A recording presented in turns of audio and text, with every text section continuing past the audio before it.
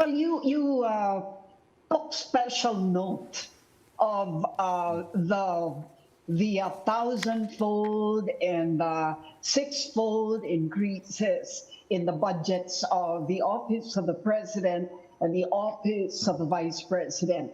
And in particular, what was noted was how they were passed very quickly. And as a matter of courtesy, that's how they would refer to it. Can you give us the context for this courtesy? Is this really a tradition that, to give due courtesy to these high offices, we will just, let it be? Ganun ba talaga yun?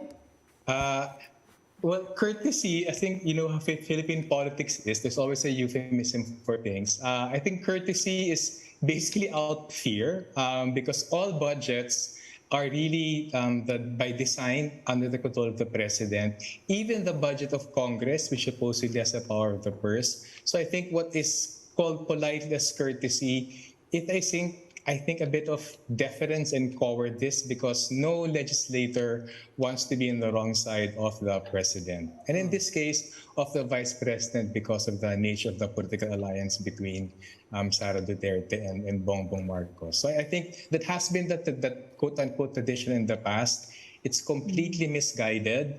It completely takes away the sense of oversight that Congress should have over the budget, which is mainly implemented by the executive. But it's one of many things I think we have to reform in the budget process, especially giving undue power to the president.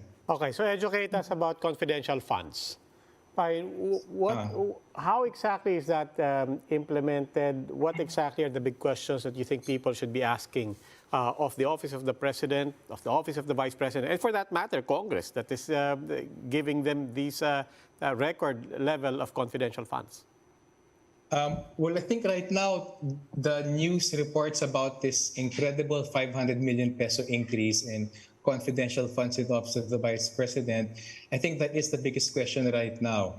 It raises the question of why does the Vice President need such a big confidential fund, but also it coming on top of a lot of direct services that is not really in the purview of the Vice President. There's at least 900 million also added to the Office of the Vice President for financial assistance and subsidies.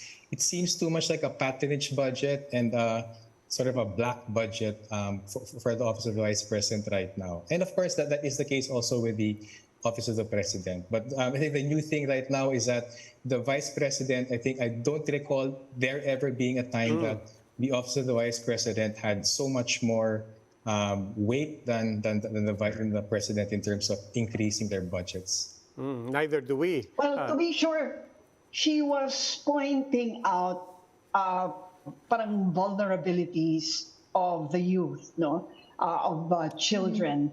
For example, that they become victims of sexual grooming, and then of course other stuff like mental health, and so on and so forth, for which she feels there has to be deep investigation and police and security operations. Don't you think that that's justified, it being part of her mandate to take care of school children?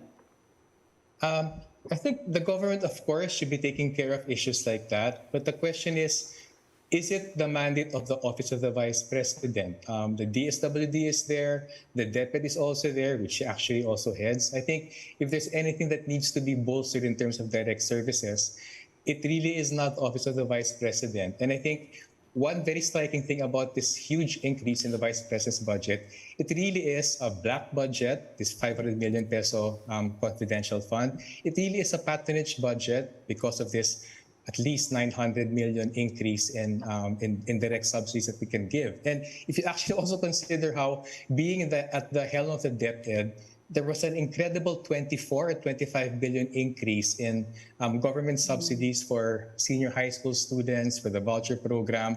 Again, you combine all that, you actually have, I think right now, an unprecedented basically patronage fund that will be attributed and that will make the Vice President quite popular, at least in the coming year.